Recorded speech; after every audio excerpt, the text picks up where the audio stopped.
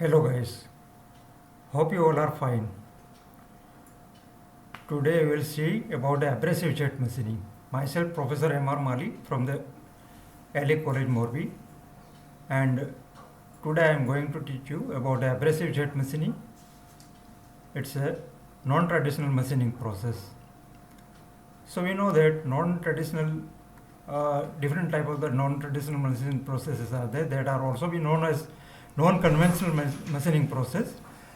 Abrasive jet machining, laser beam machining, ultrasonic machining, electro discharge machining, electrochemical machining, plasma arc machining, electro beam machining, electro grinding machining. All these are the non-conventional or non-traditional manufacturing process. Means they are not conventional or non-traditional. They are something different. The content, if we see about the abrasive jet machining, is first we will see the principle, then working of abrasive jet machining, then characteristics, then critical parameter, advantages, disadvantages, and applications. Let us begin with the basic principle. In this process, the abrasive jet carrying kinetic energy is focused on the workpiece. The kinetic energy of the jet gets converted into the pressure energy when this pressure energy is greater than the ultimate tensile strength of the workpiece material, then the material gets eroded. So this is what the basic principles means. Basically here the kinetic energy is being considered of that abrasive particles. Abrasive particles means those particles which are being utilized for grinding the machines, like Al2O3, aluminum oxide, and something like that. Let us see working of abrasive jet machining. The stream of abrasive particles that are in size of 10 to 40 microns carried by the high pressure gas or at high velocity about 200 to 400 meter per second is made to impinge on the work surface through a nozzle, and the work material is removed by erosion by high velocity abrasive particles. The inside diameter of the nozzle is about 0.04 mm, and the distance between the nozzle tip and the workpiece is kept near about 0.8 millimeter. So basically here the abrasive particles in the size of 10 to 40 microns are being impinged on the surface, work surface, okay, through a nozzle. So that is important, through a nozzle.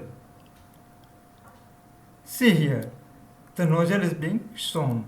So the abrasive particles, with the help of air, or it is being mixed in the air, it is being impinged on the work surface. When abrasive particles like Al2O3 or SiC, that is aluminum oxide or silicon carbide, having sharp edges hits the brittle and fragile material with high speed, it makes dent in the material and lodges a small particle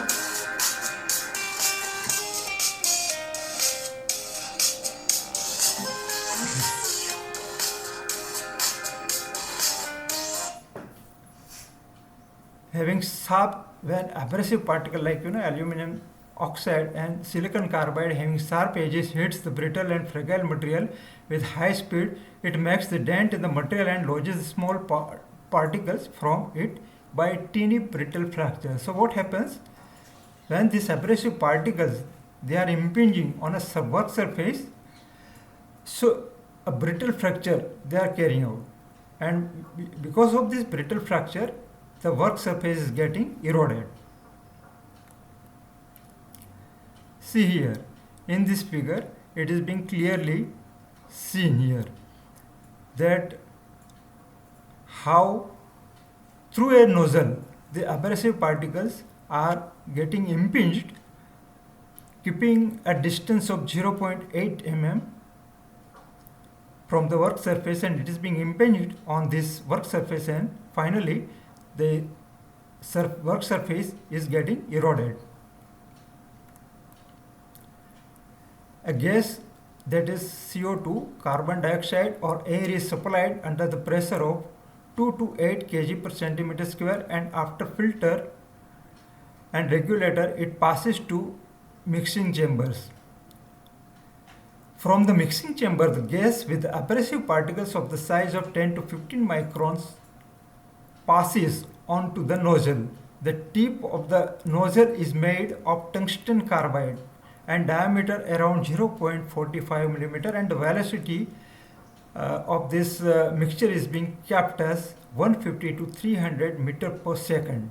Abrasive particles should have irregular shape, and rounded shape will be used.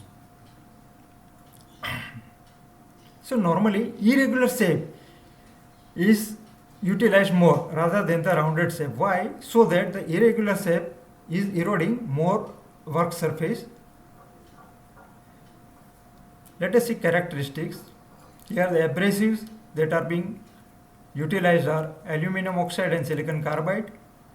Size of the abrasive around 25 micron. Flow rate is kept as 2 to 20 gram per minute.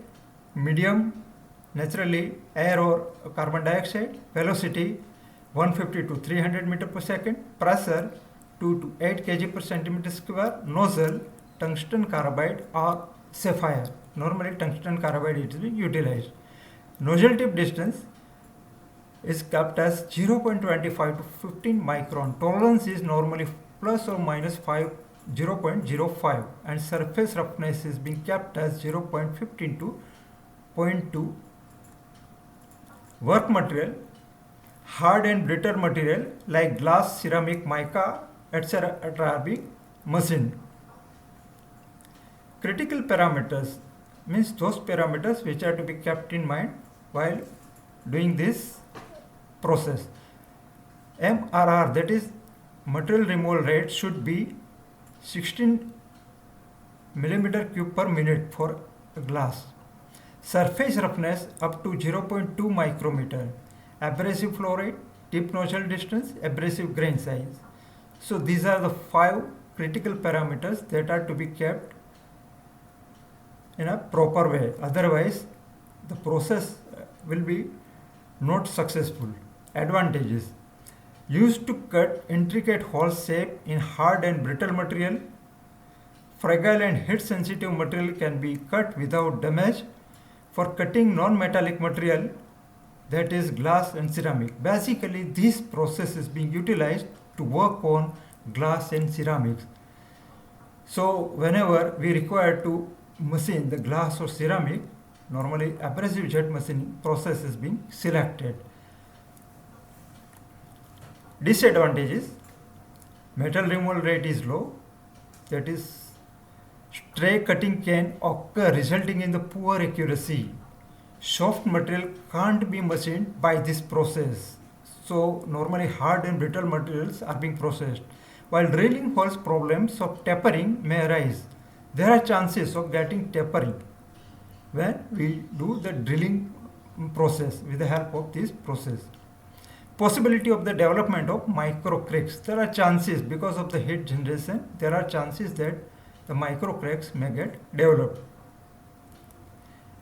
If we see the applications, then for the removal of flash and parting lines in injection molded castings, plastic, nylon, Teflon components can be deburred and polished. Metallic mold cavities which are otherwise ineffective can be cleaned by this process. High quality surface can be easily produced.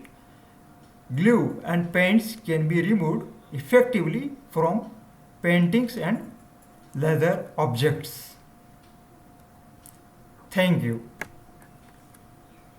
So here we had seen that basically this is a non-traditional process, means it is being carried out with certain special applications.